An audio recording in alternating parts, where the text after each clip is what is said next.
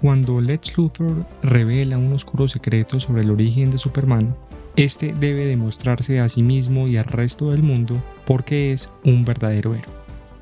Superman es una película muy importante, pues es el primer paso en el ambicioso relanzamiento del DCU, así que James Gunn tiene mucha presión sobre sus hombros como el arquitecto de ese universo cinematográfico.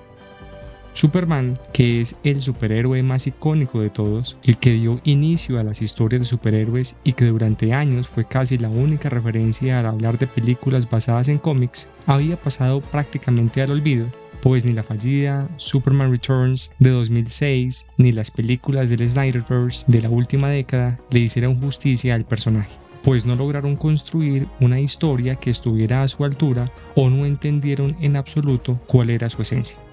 James Gunn presenta ahora su renovada visión de Superman, muy diferente de lo que se ha visto hasta ahora, pues es una declaración de amor al kryptoniano y a lo que lo hace quien es. Pero como no se puede vivir del amor, ¿será que esta película cumple la promesa de traer de vuelta al hombre de acero por todo lo alto? Antes de continuar, si te gustan nuestros videos, te invitamos a suscribirte a nuestro canal y darnos un me gusta. No te quita mucho tiempo y nos motiva a seguir generando contenido. Claramente, Gunn quería y tenía que diferenciarse del tono sombrío y casi solemne de Zack Snyder, pues el Superman de Henry Cavill era una estatua de mármol, un dios inalcanzable con el que era imposible empatizar y que vivía en un plano diferente del resto de los mortales. Aunque no tiene nada de malo intentar cosas nuevas y salirse del molde, algo que incluso se ha hecho en algunos cómics de Superman, en nuestro sentir, ese enfoque no fue el más acertado para la historia fundacional del Hombre de Acero y terminó traicionando la esencia del personaje. De nada sirvió que Snyder hiciera escenas muy bien logradas y unas películas visualmente muy atractivas, porque estas no capturaron el alma de Superman, y por épicas que fueran, solo vimos a una persona en un traje azul con una capa roja que volaba y tenía superpoderes, pero nunca a Superman. Además, porque jamás tuvo una personalidad propia ni un desarrollo como personaje.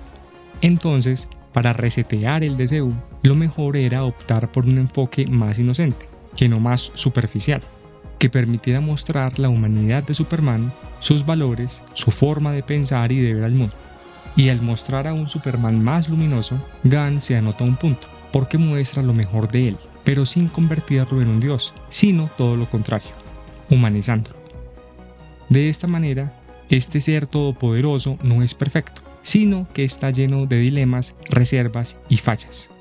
Y no es infalible, sino que comete errores y aprende sobre la marcha.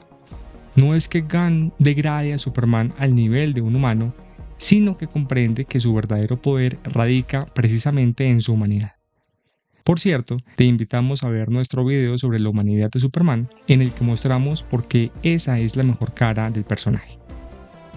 Este mensaje sobre la humanidad cobra gran importancia al final de la película, cuando Superman pasa de idealizar su origen kryptoniano a apropiarse de los valores que sus padres adoptivos le inculcaron y que son lo que lo hicieron la gran persona que es. Contrario a lo que pudiera pensarse, esta evolución del personaje tardó bastante en los cómics y se concretó definitivamente hace menos de una década, cuando el Superman pre-Flashpoint visitó la fortaleza de la soledad de la versión de los Nuevos 52 y descubrió que allí estaba no solo el tradicional monumento a Jor-El y a Lara, que también tenía en su universo, sino otro dedicado a Jonathan y Martha Kent, cayendo en la cuenta de que él siempre debió haber honrado esa herencia terrestre.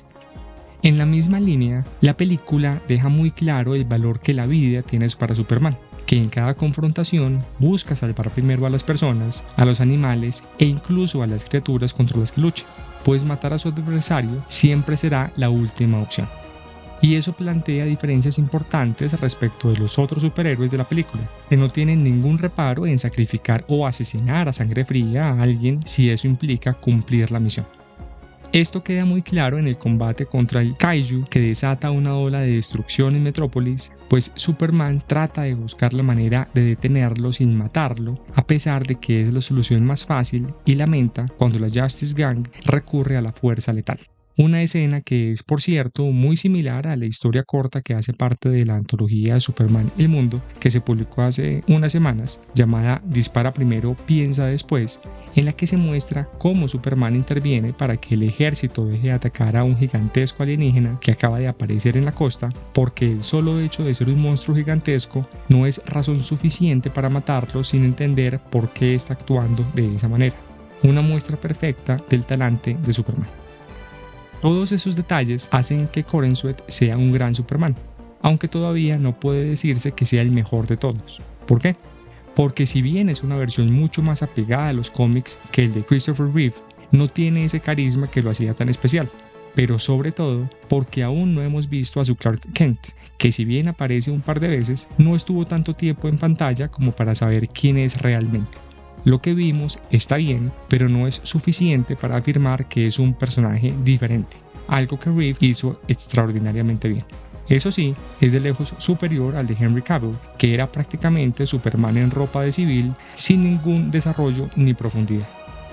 La película está repleta de guiños a la película original de 1978 que son apreciados, como el afiche que evoca el prisma de colores del afiche original, los créditos muy similares a los de la película del 78, y como no, la banda sonora de John Williams que, en una decisión que resulta acertada, no es simplemente reutilizada, sino que de ella se toman algunos segmentos o fragmentos muy cortos y se incorporan a una música nueva, lo cual le da identidad propia a esta película y deja claro que es algo novedoso.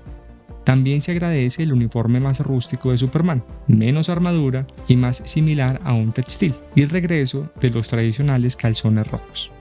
De las cosas que más gracia causan es la fortaleza de la soledad, con un diseño que bebe del de la película del 78, que luego se impuso en los cómics, que simplemente resulta imponente. Además, la inclusión de los robots, que siempre han hecho parte de la mitología de Superman pero que no se habían visto en ninguna película, es muy bien recibida. Es interesante el cambio de locación de la fortaleza, que ya no es en el Ártico sino en la Antártida, lo cual tiene sentido porque el cambio climático y la expansión territorial hacen que fuera más difícil mantener la estética y el secreto de la fortaleza allí, mientras que el Polo Sur resulta mucho más creíble, porque legalmente es una región en la que ningún país puede realizar actividades que no sean con fines de investigación científica y permanece deshabitada en su mayor parte, cuestión que además se toca sutilmente en la película como un argumento en contra de Superman y que resulta interesante. Tampoco pasa por alto que el cuartel general de la Justice Gang sea el Salón de la Justicia de los Superamigos, la serie con la que creció más de una generación, y que allí aparezca un mural con los miembros de la JSA, otro guiño al universo de los cómics. Además, los Raptores, la fuerza élite de Luthor, lleva una armadura con colores similares al del exoesqueleto de Luthor en los cómics, verde y morado. Aunque Superman es el protagonista principal, la película no gira enteramente en torno a él, pues hay muchísimos personajes que tienen roles principales y secundarios, con mayor o menor relevancia en la trama. Pero son tantos los personajes que aparecen y con tan poco tiempo en pantalla que identificar cuáles son personajes secundarios y cuáles son simples cameos, o poco más que eso, resulta bastante difícil. Tal vez las únicas excepciones son los cameos de John Cena como Peacemaker y de Will Reeve, el hijo de Christopher Reeve, como un reportero, haciendo algo muy similar a su trabajo en la vida real. Entre los personajes que aparecen está la nómina del Daily Planet, que incluye a Jimmy Olsen, Perry White, Steve Lombard, Ron Troop y Cat Grant. La Justice Gang, conformada por Guy Gardner, Mr. Terrific y Hawkgirl, Metamorpho, los robots de Superman, Jor-El y Lara, y otros más. Y por supuesto, Krypto, que es el alma de la película y que se lleva todas las miradas y aplausos. Algo curioso es que aparece el matrimonio de Jonathan y Martha Kent, los padres adoptivos de Superman. Esto puede parecer poco relevante, pero en la historia de los cómics y sus distintas adaptaciones se han demostrado todas las variables posibles sobre si los Kent, o al menos uno de ellos, están vivos o muertos cuando Clark se convierte en Superman. Y esta es la primera vez que en una película los dos están vivos. Lo que en lo personal no nos llegó a convencer es que en la forma en que aparecen representados están bastante caracterizados como campesinos. No hay duda de que lo son, que son de la zona rural de Kansas y que viven en una finca, y eso no tiene nada de malo. pero son demasiado campesinos para nuestro gusto y el acento también lo es. El problema no es de la actuación, sino de la forma en que fueron concebidos los personajes, que habrá quien considere que le da verosimilitud, pero que a nosotros, como ya decimos, nos pareció que ya era demasiado. Consideración especial merece Lex Luthor como antagonista, interpretado por un Nicholas Hoult que hace muy bien su trabajo, pues es capaz de transmitir el desprecio y la mezquindad que siente hacia Superman. Para hacer las cosas más parejas, este Luthor tampoco ha llegado a su pico, pues todavía se nota apresurado y su arrogancia lo lleva a cometer errores, algo que lo sitúa en una etapa de desarrollo similar a la de Superman y que deja ver que ambos personajes van a tener una evolución paralela. Y entre quienes lo acompañan están Otis y la señorita Teschmacher, traídos directamente de la película de 1978. Y aunque Otis no tiene mucho en común con su cómica versión original, Eve Teschmacher sí tiene la misma esencia de la rubia tonta que no es tan tonta, y como en la película original, juega un rol importante en el fracaso del plan de Luthor. También acompañan a Luthor la ingeniera y Ultraman, que están inspirados en los personajes homónimos de los cómics y que generan expectativa sobre cuál podría ser su desarrollo en el futuro. La ingeniera, porque en algún momento va a regresar cuando se haga la película de The Authority, uno de los proyectos en curso del DCU. Ultraman, porque podría regresar como algo más. Acá vamos a hacer spoilers de algo que no lo son realmente, pues aunque se pretende mantener en secreto su identidad hasta el combate final contra Superman, desde la segunda escena en la que aparece queda claro de quién se trata. Y es que no nos deja de parecer llamativo lo que hicieron con Ultraman, que es un revoltijo de enemigos de Superman de todas las fuentes posibles. Por un lado, toma su nombre de la versión maligna del Superman de Tierra 3, aunque su origen no está en ese universo. De otro, porque es un clon con facultades mentales limitadas, lo que lo hace una suerte de proto-Bizarro. Además, la máscara que usa recuerda vagamente a la del traje de contención que usaba Doomsday en los cómics. Pero lo más simpático es que el personaje con el que guarda más semejanzas este Ultraman es el hombre nuclear de Superman 4 En Busca de la Paz, que era, como no, un clon de Superman creado por Lex Luthor, no muy inteligente pero con grandes poderes y que era controlado por este. Incluso, originalmente iba a ser interpretado por Christopher Reeve, pero se descartó esa idea porque ya se había utilizado de cierta manera en Superman 3. Es decir, Ultraman es la versión mejorada del hombre nuclear. Con tantos personajes en la película, existía un riesgo de saturación que afortunadamente no se concreta. Lo que sí resulta extraño es que se supone que esta película es la primera del nuevo DCU, pero aparecen personajes que ya tienen recorrido como Rick Flag en Creature Commandos o Peacemaker en el Escuadrón Suicida y su propia serie, que dejan claro que hay que darle ciertos matices a esa afirmación, pues seguramente este universo va a tener puntos de conexión con otros proyectos que no sean incompatibles con él, en particular aquellos en los que ha estado involucrado James Gunn o incluso otros en los que en su momento dijo no disgustarle que integraran este universo, como Blue Beetle. Ya veremos qué ocurre. A pesar de todos esos elementos tan positivos, la película dista de ser perfecta o memorable.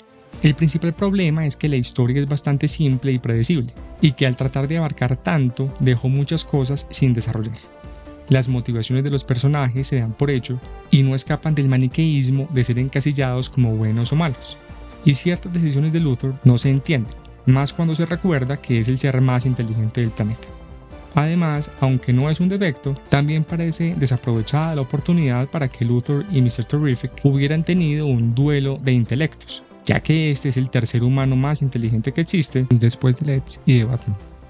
Lo otro es que el humor a veces resulta chocante, pues frena en seco el ritmo de ciertas escenas y no aporta nada. Algunas escenas humorísticas funcionan cuando son aisladas, pero otras afectan el drama que se venía desarrollando de manera efectiva.